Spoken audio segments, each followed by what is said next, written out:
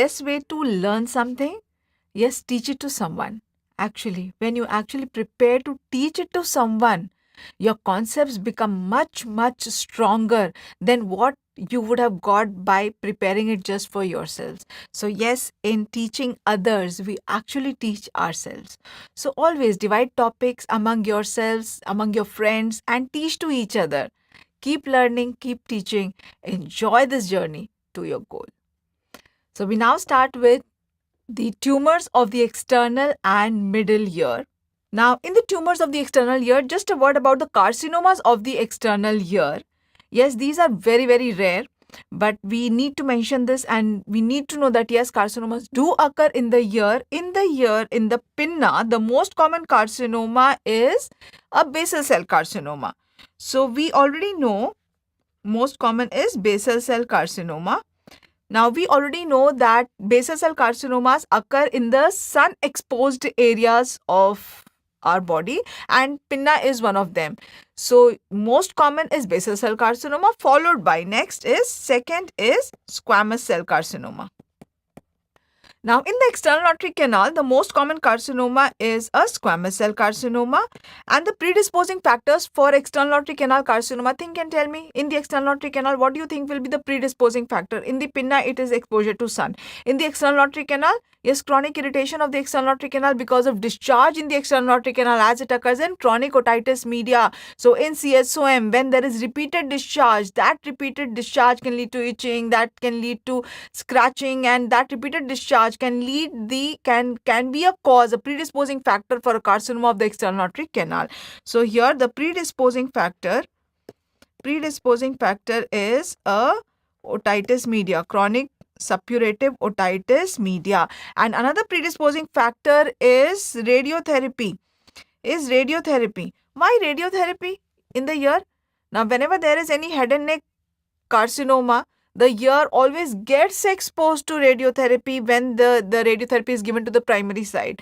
So that is another predisposing factor. And here the presentation is exactly like otitis media. There is discharge, there is a lot of itching, and the patient has hearing loss. So that is why carcinomas of the external auditory canal, they are diagnosed quite late because they are misdiagnosed as a chronic otitis media. They feel that it is the same thing, whereas what has happened is that carcinoma has developed. So any elderly presenting with chronic otitis media which is not healing, and in the ear you see a little more findings than what you will usually find in chronic otitis media, like you will find granulations in the external auditory canal, maybe necrosis.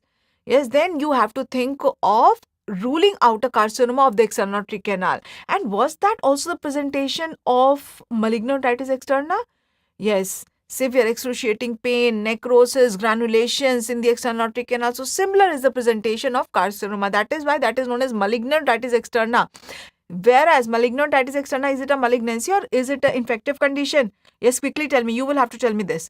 Yes, it is an infective. Which organism? Yes, it is Pseudomonas. So there it is known as malignant because the presentation is exactly like malignancy, usually in elderly, with discharge in the ear, excruciating severe pain. So all this is exactly how a carcinoma of the external auditory canal will also present. So there will be pain, there will be discharge, there will be necrosis, there can be nerve palsies. Nerve palsy, if I ask you which nerve palsy? Most common, yes, there can be facial nerve palsy. So how do we manage these patients? If it is early, then you can just go for excision. Whereas in late stages, you will have to go for surgery followed by radiotherapy. So that was just a little bit of what we needed to know in the carcinomas of the external ear. So coming to the benign tumors of the external auditory canal, the most common benign tumor of the external auditory canal is exostosis. Yes, can you see here? This is what exostosis looks like. So what exactly is exostosis? These are bony outgrowth. Can you make out these bony outgrowth? Yes, these are bony outgrowths in the EAC. And what is the characteristic? How do you diagnose them? Just see that they are multiple. And second, also they are very close to the tympanic membrane. Which means they are present in the deep part of EAC. deep part of bony external auditory canal. So they are bony outgrowths developing in the deep part of the bony external auditory canal, very close to the tympanic membrane. And who develops this? Now, actually, these bony outgrowths are normally present in seals, which go deep underwater, and what is their physiological function is to protect the ear from getting stimulated because of the cold water that these seals get exposed to when they go deep underwater. So that is why humans also whose ears get repeatedly exposed to cold water, they develop these bony outgrowths as a reflex to protect the tympanic membrane, to protect the caloric stimulation from occurring because of the cold water. What will happen because of cold water? Yes, do we do the caloric test? What happens because of cold or because of hot temperature? Yes, there is caloric stimulation. Inner ear gets stimulated and there is vertigo. So in people who are repeatedly exposed to cold water, like in surfers, that is why this is also known as surfer's ear. This is known as surfer's ear. Surfer's ear. If I ask you what was swimmer's ear? Swimmer's ear, do you remember? Swimmer's ear, yes, that is diffuse otitis externa. Surfer's ear is exhaustosis. So this is normally present in people who do surfing. Now this benign tumor of the external auditory canal needs to be differentiated from another benign tumor of the external auditory canal. This is what is known as osteoma. This is osteoma, and can you make out the difference between exhaustosis and osteoma? This is also a bony outgrowth, but where are you seeing it? Just see, it is so much away from the tympanic membrane. So it is also arising from the bony EAC, bony external auditory canal, but from the lateral part, not from the medial part close to the tympanic membrane. This is from the lateral part. And yes, also note, the previous one, this was multiple, whereas this is single. This is single. Which is more common? Yes, exhaustosis is most common. This is the most common benign tumor. So how do you manage these bony outgrowths? Now we just saw that these bony outgrowths, especially the surfer's ear, they are developing as a protective mechanism. So we do not have to do anything. We just have to leave it there. Just in case if they are creating some problem, they are leading to impaction of the wax or impaction of debris, because of which they are causing repeated otitis externa. Only in that case we need to excise them. So excision if they are creating problem. Same is for the management of exhaustosis. If they are creating problem, then we have to excise them. Okay, so quickly you're going to tell me which is the most common carcinoma of the pinna? Basal cell carcinoma. Most common carcinoma of the external auditory canal? Yes, it is squamous cell carcinoma. Which is the most common benign tumor of the external auditory canal? Exhaustosis. Which is multiple? Exhaustosis or osteoma? Exhaustosis, which is single. Osteoma, which is present very close to the tympanic membrane? Yes, exhaustosis, which is more common? Yes, exhaustosis. What is surfer's ear? Exhaustosis. What is swimmer's ear? Diffuse otitis externa. Organism causing swimmer's ear? Pseudomonas. Okay. So now we come to the benign tumors of the middle ear. The most common benign tumor of the middle ear is glomus. This is the most common benign tumor of the middle ear. Now, one important characteristics about glomus is that it is benign. Yes, whenever we read that it is a benign tumor, we are very happy. But there is something to be sad about this tumor. This is benign, but it is locally invasive. And locally invasive in this area. Can you imagine? This is the temporal bone which is fitted in the skull, which is having so many important structures all around. So if it is locally invasive, then that is not a very good thing. So this is benign but locally invasive tumor.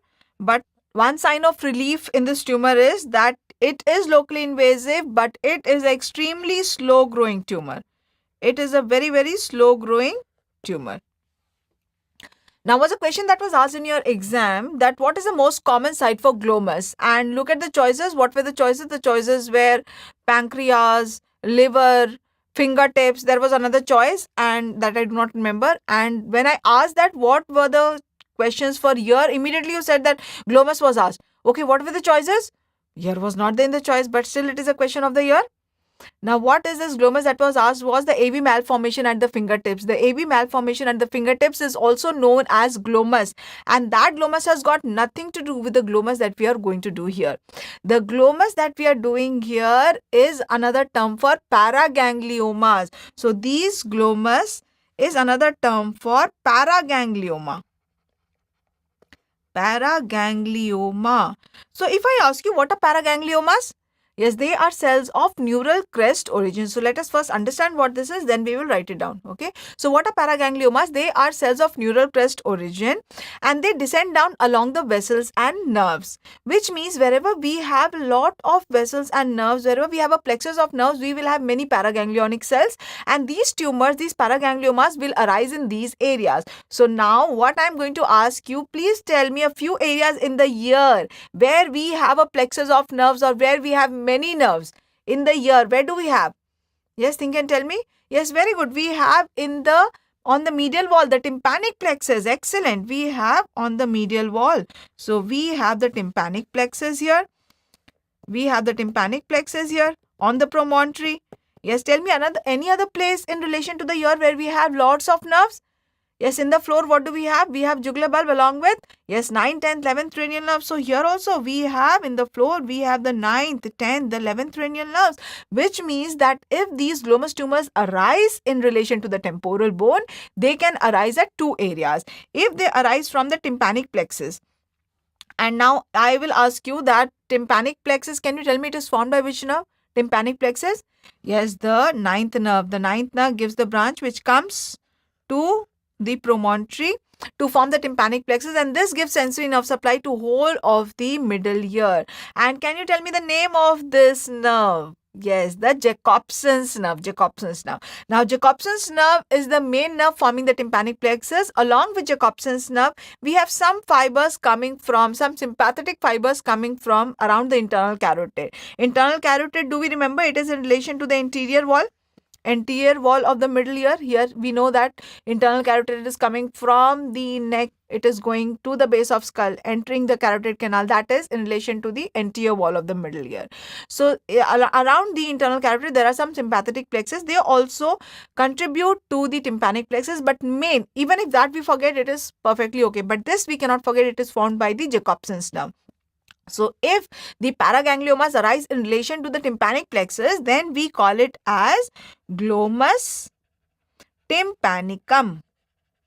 Tympanicum. And if they arise in relation to the jugular bulb, then it is known as glomus jugulare. Glomus jugulare.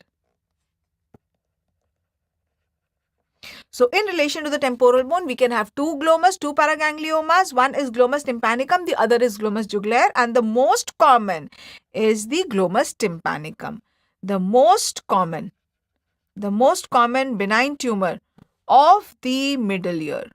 Most common benign tumor of the middle ear is glomus tympanicum. The glomus jugulare, it arises from outside the middle ear, then it can come into the middle ear. And if it is asked that the glomus tympanicum or the glomus jugulare or paragangliomas of the ear, they arise in relation to which nerve?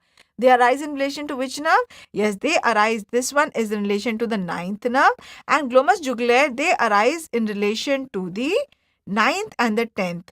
And sometimes in your exam, instead of asking 9th and 10th, what is asked is Jacobson's nerve. What is given in the choice? Jacobson's nerve or the Arnold's nerve. 9th we know is what? Jacobson's. The tympanic branch of 9th is known as Jacobson's nerve, whereas 10th is known as Arnold's. Do you remember all this or have you forgotten? No excuse. Yes, you cannot forget. Whatever you have learned, you have to revise till it becomes a reflex, till it is one with you. Yes, so now in the ear, they can arise in relation to these two areas. Have you heard of any other paraganglioma? Have you heard of pheochromocytoma? Is that also paraganglioma? Yes, that is also paraganglioma. And what is the characteristic of pheochromocytoma? Whenever you remember pheochromocytoma, what do you remember about pheochromocytoma? Yes, that is a hormone secreting tumor that secretes catecholamines. So this is one characteristic that all paragangliomas can have. They can secrete hormones, they can secrete catecholamines. So why is it so important to know whether they secrete catecholamines or not?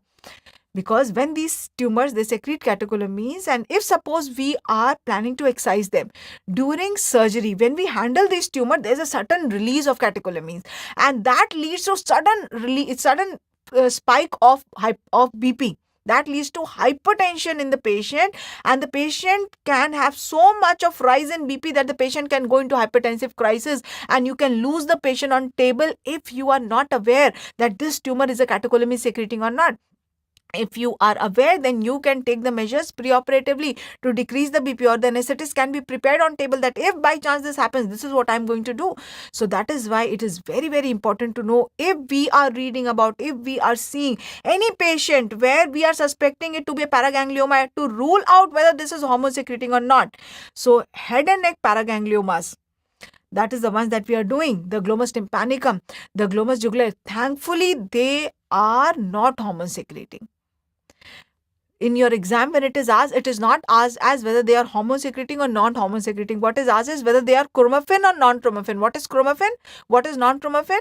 So what is chromaffin is that these hormones, they stain positive with chromium salts. So the ones which secrete, the tumors which secrete hormones, secrete catecholamines, they are known as chromaffin tumors. Whereas the ones that do not, they are known as non-chromaffin. So here in the middle here, these tumors, are they chromaffin or non-chromaffin? They are non-chromaffin. Thankfully, they are non-chromaffin.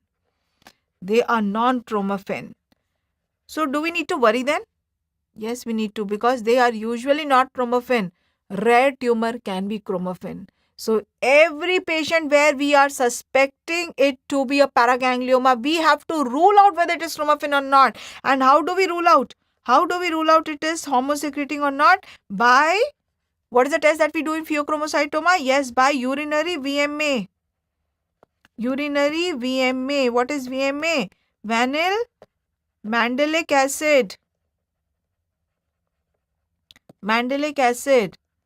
Yes, so we have to rule out, and we have to be very, very sure that this one is not hormone secreting. Now, even if we know that these tumors, which are the glomus of the ear, are not hormone secreting, still we have to get this done for two reasons. First, rare tumor can be a hormone secreting, can be a chromaffin, and second, these tumors have one characteristic, that they are multicentric. Multicentric means if somebody has a glomus tympanicum, that person has the tendency to have a paraganglioma somewhere else also. There can be a paraganglioma in the vagus, in the carotid body, in any other part of the body. So that is why if we get a VMA done and that is very high, then we need to rule out that usually head and neck are non-hormone secreting, they are non-chromaffin. So is this patient having another tumor somewhere which is secreting hormones? So yes, this one is a non-chromaffin, but we have to rule out whether it is multicentric or not. So in around 5 to 10% cases, in around 10% cases, it can be multicentric. And was a question of your exam that where else can head and neck paraganglioma be? So yes, we have the glomus tympanicum and the glomus jugulare. They are in relation to the temporal bone. Where else can we have it? Yes, we can have it in relation to the vagus. So where else in relation to which nerves can these paragangliomas arise in the head and neck? So yes, we know that we have the 9th, 10th, 11th cranial nerves in the floor of the middle ear, and from there the 10th nerve goes further down to supply the larynx also. The 10th nerve has the branches recurrent laryngeal. So yes, it comes down to supply the larynx also. So it can arise in relation to the vagus. So it can arise in relation to the vagus, and also it can arise in relation to the carotid body. Carotid body that is present at the bifurcation of the common carotid. So in relation to the carotid body. So which means that in the head and neck, which ones are the locations where paragangliomas can be present? Yes, they can be either in the tympanic plexus, they can be present in the jugular bulb, which is glomus jugulare. They can be present at the vagus, they can be present at the carotid body. And in your exam, when this was asked, the incorrect choice was in relation to the facial nerve. Yes, so then you think that in relation to facial nerve, in relation to geniculate ganglion, that is the facial nerve, because they arise in relation to the nerves Will that be an answer? It is not. It is not present in relation to the facial. So in the head and neck, these are the sites where it can be present. So if there is any patient who has a glomus at one side, always rule out a glomus at other side also. So which means, where are we now? Till now, what do we know about glomus? What are glomus? Yes, glomus are paragangliomas. What are paragangliomas? They are tumors of paraganglionic cells. In the ear, paragangliomas can arise in relation to which areas? Yes, in relation to tympanic plexus. That is what is known as glomus tympanicum. Where else? Yes, in relation to the jugular bulb. What is that known as? Glomus jugulare. Which is more common, tympanicum or jugulare? Yes, more common is glomus tympanicum. Are these tumors chromophene or non-chromophene? They are non-chromophene. Yes, but which investigation do we do to rule out whether it is chromophene or not chromophene? Urinary VMA. And are they multicentric? Yes or no? Yes, they are multicentric. And yes, another important thing about glomus is that glomus is more common in females. It is more common in females. Females is more common than males. So now we know that what exactly glomus is. Now how will these patients present? When in any patient should we think that this can be a patient of glomus? So we know that they arise in relation to either the tympanic plexus or the jugular bulb. Yes. So here, if there is a tumor in relation to the tympanic plexus, that is glomus tympanicum, what will happen? Yes, this is a very, very vascular mass, very vascular tumor. So that will arise in relation to the tympanic plexus. If there is a tumor arising in the middle ear, what is the hearing loss that it will cause? Yes, it will lead to what hearing loss? Yes, it will lead to conductive hearing loss. And any other symptom? Yes, conductive hearing loss will be there, but that is not the main symptom of the patient. The main presenting and the main disturbing symptom of the patient is pulsatile tinnitus. Pulsatile tinnitus. What is tinnitus? Yes, tinnitus is ringing sensation, ringing sound in the ear. So when there are bells ringing, can we say that we are having tinnitus at that time? No. No, it is without any external stimuli. When we have the ringing sound in the ear without any external stimuli, that is what is known as tinnitus. And tinnitus can be either subjective when only the patient is hearing it, or it can be loud enough that even the examiner, you with a steth, can hear it like a brew. Yes, that is what is known as objective tinnitus. And this tinnitus, which is the pulsatile tinnitus of glomus, is objective tinnitus. The tinnitus which is subjective is not any specific to any disease, any condition of the ear. If it leads to any hearing loss, be it a conductive or a sensorial hearing loss, that can lead to tinnitus, which is subjective. But for the tinnitus to be loud enough that even the examiner can hear it, the cause has to be vascular, or the cause can be a muscular cause also. Palatal muscles, they continuously contract. That is known as palatal myoclonus in some people. That also gives a very loud sound. The moment the patient will open the mouth, tuck, tuck, tuck, tuck, tuck, tuck, like that, the patient will hear and you will also hear it. So it has to be the vascular or it has to be muscular. So this is one vascular cause of objective tinnitus, the pulsatile tinnitus. And always remember, whenever you see pulsatile tinnitus in any of your question, the moment you have seen pulsatile tinnitus, immediately what should come to your mind? Rule out glomus. Now this was of glomus tympanicum. How will a glomus jugulare present? Yes, glomus jugulare is arising from where? Glomus jugulare is arising from the floor of the middle ear. Here we have in the floor, the 9th, 10th, we have multiple paragangliomas here. So this tumor arises from the floor in relation to the 9th and the 10th now. And then when this tumor grows, from where will it go? Yes, from the floor it will grow into the middle ear. So again, what will be the hearing loss? Conductive hearing loss. Will this glomus jugulare also have pulsatile tinnitus? Yes, this is a vascular tumor, so there will be pulsatile tinnitus. Moreover, the pulsatile tinnitus of a glomus jugulare is the transmitted pulsation of the internal carotid. We know that the internal carotid, we have the jugular bulb. Here it is from it is in relation, it is a continuation of the sigmoid sinus. Sigmoid sinus comes out through the jugular foramen as jugular bulb, and then it continues down as the internal jugular vein. Do we remember that? Yes. Now just medial to that is the internal carotid going up. So the pulsatile tinnitus of a glomus jugulare is usually the transmitted pulsations of the internal carotid. So internal carotid artery transmits the pulsation, and that is heard as the pulsatile tinnitus. So how do we know that this is transmitted pulsation of the internal carotid? Just compress the internal carotid, and when you compress the internal carotid, the pulsatile tinnitus of the patient will decrease, or it might even disappear, and this is what is known as equinosine. So what is equinosine? Equinosine is that on compression of internal carotid artery, the pulsatile tinnitus disappears. So the patient, we know that any patient of glomus, be tympanic or jugular, will present with what complaint? Conductive hearing loss, mainly with pulsatile tinnitus. So you are sitting in the OPD, and here is a patient who has come to you with a complaint of pulsatile tinnitus. He is telling you that I have very loud sound in the ear, and that typically I feel that it matches with my pulse, and you know that yes, any patient of pulsatile tinnitus, always rule out a glomus. With this in your mind, you have a look at the tympanic membrane. So if this is glomus, what will be the appearance of the tympanic membrane that you will see? Yes, we know that this glomus is a very vascular tumor. So this red vascular mass behind the tympanic membrane will give the tympanic membrane a red reflex.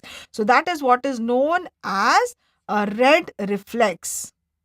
That is what is known as a red reflex. And also,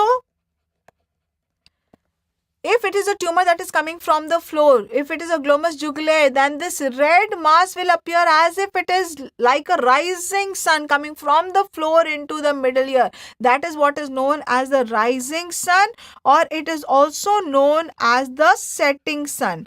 Rising or the setting sun. Setting sun appearance. Can you see here? This vascular mass, yes, it is appearing to come from the floor, from the hypertympanum like this into the middle ear. So this is the typical rising sun or the setting sun appearance. So when in your exam is given that rising sun or red reflex is seen in, yes, do not confuse it with this. What is this?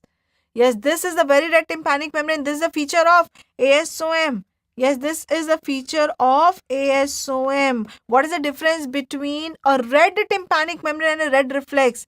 Yes, please note here, that is a red reflex that the tympanic membrane is getting. It is not a red tympanic membrane itself. This red tympanic membrane is a hyperemia that you see on the tympanic membrane. Can you see it is all uniform, cartwheel appearance? Whereas that is what is known as a red reflex, or it is known as a rising sun appearance. So the moment you have this patient who is pulsatile tinnitus, you have a look at his tympanic membrane. If it is glomus, what is the appearance that you will see? Yes, you will see a red reflex, or you will see a rising sun appearance, and your suspicion increases that this can be glomus. So immediately what you do is, so you take out your Seagal speculum, and what you do is, you increase and decrease the pressure of the external auditory canal. If it is glomus, if it is a vascular mass, what will happen is, with the increase and the decrease of pressure, the tumor will blanch, again the tumor will pulsate, again the tumor will blanch, again the tumor will pulsate. So this typical is what is known as the pulsation sign, also known as Brown's sign. It is known as pulsation sign, also known as Brown's sign. Brown's sign. Okay, now tell me, pulsatile tinnitus is seen in. Pulsatile tinnitus. Yes, glomus. The moment you hear pulsatile tinnitus, what should come to your mind? Glomus. Pulsation sign is seen in. Pulsation sign. Yes, again glomus. Pulsatile otorrhea is seen in. Pulsatile otorrhea is? Yes, the pulsatile otorrhea, the lighthouse sign, that is seen in ASOM. So all pulsations are seen in this vascular tumor except for the pulsatile ear discharge, that is seen in ASOM. So the moment you got the pulsatile tinnitus, you had a look at the tympanic membrane, you saw the red reflex, and yes, the pulsation sign was positive. Your suspicion is now very, very high that this is glomus. How do you confirm that this is glomus? Yes, that you do by the CT, by CECT. So what is the best investigation? How will you confirm that yes, this is the glomus? Yes, now just have a look here. Now this what you're seeing is the base of skull. Now in the base of skull, we know that we have the jugular foramen at the junction of the petrous bone. This is the petrous bone, yes. And at the junction of the petrous and the occipital bone, we have a foramen here, the jugular foramen. So if we see it on the other side, this here is the jugular foramen. This is the jugular foramen, and just anterior to it is the carotid canal. So this one is the carotid canal. Now, in between these two is a crest of bone that divides the two. Now, what happens when this tumor arises is that very early it causes erosion of the crest of bone between the jugular bulb and the internal carotid. And this is what we want to see to confirm whether it's a glomus jugulare or not. So, how will we confirm? What investigation will we do if we want to see the bone? Yes, if we want to see the bone, then we go for CT or MRI. We go for CT. Yes, contrast enhanced, non-contrast, CCT or NCCT. What do you think? We have to see the bone, that is why we are getting a CT done. But the bone that we want to see is in between. Yes, in between the two great vessels. So only when the vessels will enhance. What is contrast enhanced? Yes, the contrast is given. So that is taken up by the vessels, and that the blood, wherever there are blood vessels, they enhance with the contrast. So only when we are seeing the vessels, then we will know that yes, these are the great vessels, and in between these two is supposed to be the bone which is missing.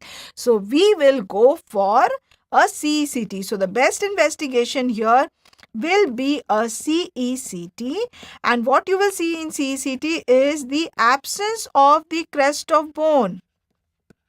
Crest of bone between the jugular bulb, and internal carotid artery, and this is what is known as the Phelps sign. This is known as the Phelps sign. And also this is Phelps sign you will see usually in glomus jugulare tumors. Now in the glomus tympanicum tumors or in glomus jugulare tumors also, if we get an MRI done, what we will find on MRI is a salt and pepper appearance. What is the salt and pepper appearance? Salt and pepper appearance. I told you that this is a very vascular tumor. So you see multiple flow voids along with microhemorrhages that appears like a salt and pepper. So you will see the typical salt and pepper appearance over the tympanic plexus area, over the promontory area, or over the jugular bulb area. So that is another important diagnostic criteria that you see in MRI. So the best investigation here will be a contrast enhanced CT, CECT. So you have confirmed that this is a glomus, this is a paraganglioma in this patient. Now how will you manage this patient? Yes, so for that we need to know that according to the size of the tumor, the glomus has been divided into various stages, and yes, this is one stage that is asked in your exam. So what is Fish classification is? The earliest is type A, where the tumor is confined to middle ear.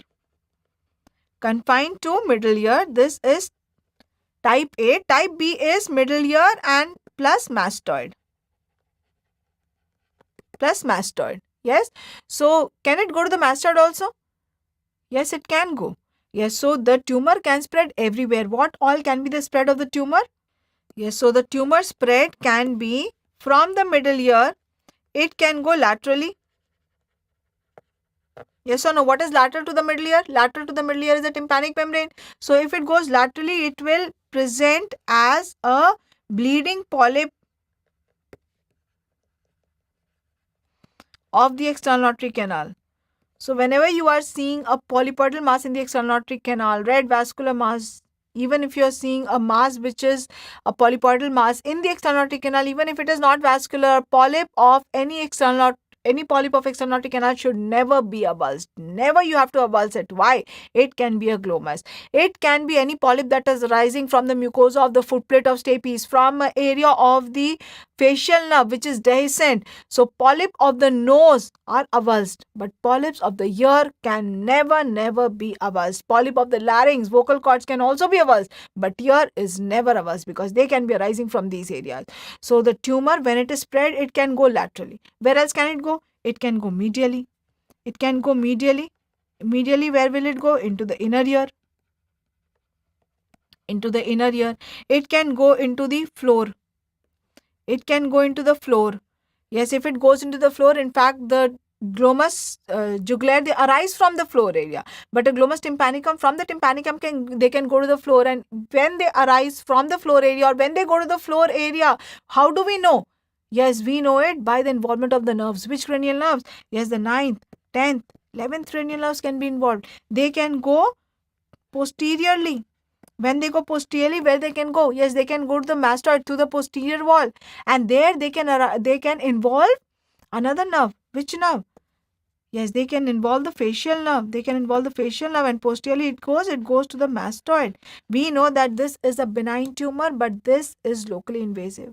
So through the natural foramina, through the natural openings, or through the dehiscences, it can spread everywhere. So that is why whenever we are expecting any glomus in any patient who is of a pulsatile tinnitus.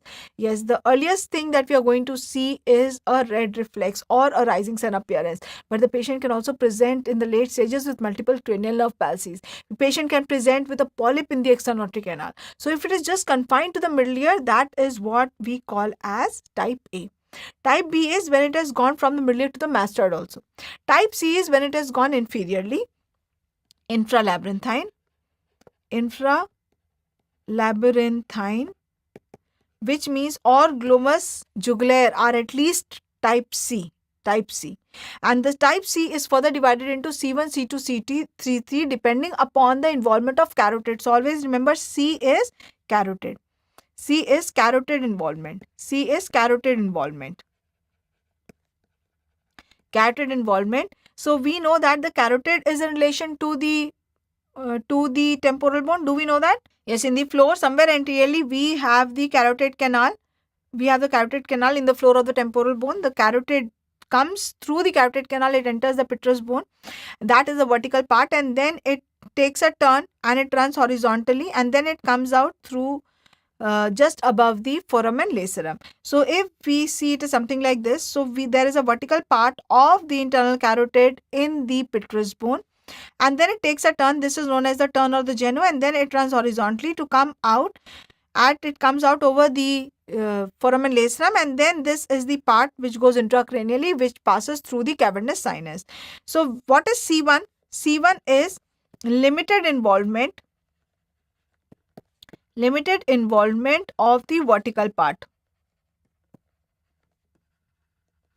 C2 is extensive involvement of vertical part.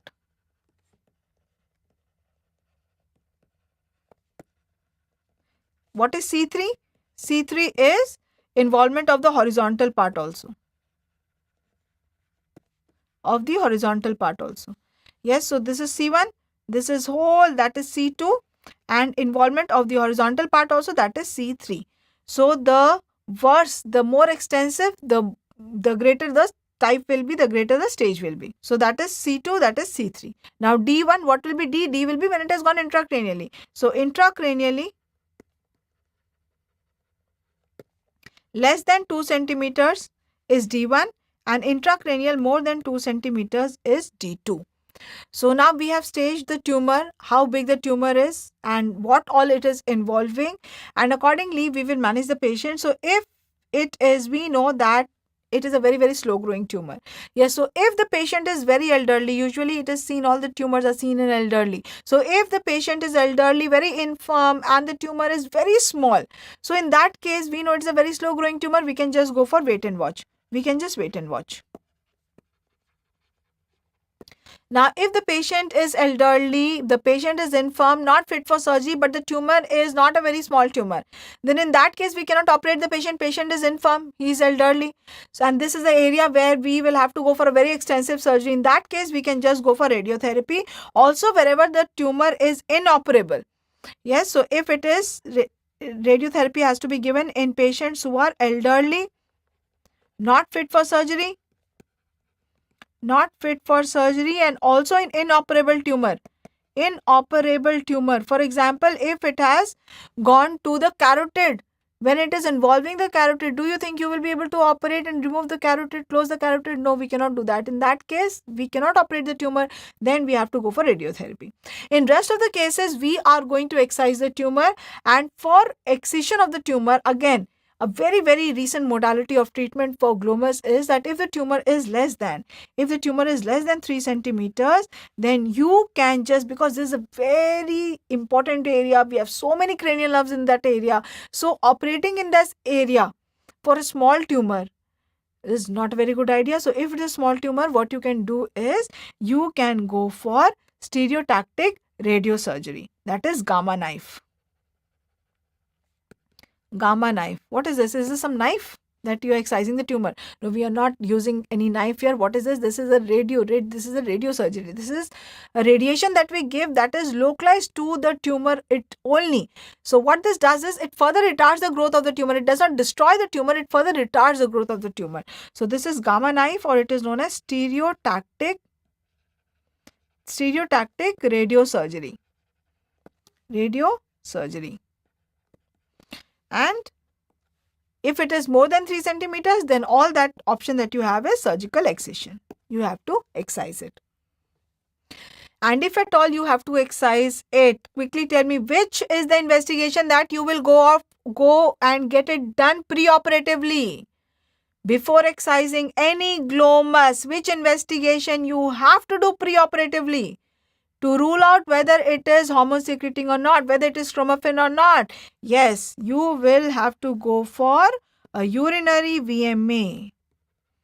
Urinary VMA. Also, since it is a very, very vascular tumor, you can also go for pre-op embolization. Pre-op embolization, and this is of the feeding vessel. So what is the feeding vessel of this glomus? Yes, it is a branch of the external carotid. The first branch of external carotid, what is that? Ascending pharyngeal. Ascending pharyngeal artery. Ascending pharyngeal artery. And yes, these are rare tumors, but still do not think that this is something that we are just reading for theory purpose and for exam purpose. Yes, you do find these patients. Now, there was this patient, elderly female around 65 to 67 years, who had been, who was giving the history that she had episodes of very high sudden onset headaches, and she was getting investigated for that. Her urinary catecholamines were very high, and she was investigated for pheochromocytoma, though it was not found anywhere. All the investigations, a CT, a PET scan, repeated PET scan, 6 monthly interval were done thrice, and nothing was found. Now, right now, she had come to me with a complaint of decreased hearing, and that was typically she was telling in 1 year. And yes, she was also telling the history of tinnitus, which was matching with her pulse. So we know that any patient, and she is giving the history of increased urinary VMA and tinnitus, which is matching with a pulse. So immediately what should come to your mind is glomus. So yes, that is exactly what came to my mind, and I examined her ear. And she was saying that maybe in this age there is hearing loss, but still she wants to get investigated. Why? She's getting disturbed. She cannot take phone calls from that ear, and she is having difficulty in hearing. So when I examined the ear was, the tympanic membrane was a little pinkish hue, and the tuning fork showed that there was a conductive hearing loss in that particular ear. So elderly, at that age, what we are expecting is, if there is a hearing loss, is to be a sensorial hearing loss, presbycusis, conductive hearing loss, and that also only in 1 year, tympanic membrane appearing more or less normal. What test will you do next? If the patient has a conductive hearing loss and the tympanic membrane is appearing more or less normal, yes, there is a little pinkish hue, but still you want to confirm what the condition of the middle ear is. So then, yes, we got a tympanometry done, and the tympanometry showed the B-type curve. Yes, B-type means what? B-type means eustachian tube obstruction. There is fluid in the middle ear. But elderly with unilateral serocytitis media, we know that we have to rule out any nasopharyngeal mass. Nasopharyngeal endoscopy was done, and that was perfectly normal. So then, keeping this in mind that her urinary VMA is very high, she is having that pulsatile tinnitus, CCT in high resolution was done, and yes, that showed a mass in the mesotympanum. that was around 1.5 centimeters mass in the mesotympanum and some fluid also in the mesotympanum. Maybe that mass was obstructing the eustachian tube, because of which the fluid was getting collected. And yes, that was a glomus. And she refused to get operated. So a gamma knife therapy was done for her. So yes, only when we keep this in mind, whatever we are reading is not just for reading and passing the exams. It is to be brought into practice. It should be available to you instantaneously when you need it. So that is why whenever you are reading something, see that when will you suspect this and how will you manage this. Only when your mind is vigilant, only when your mind knows will your eyes be able to see.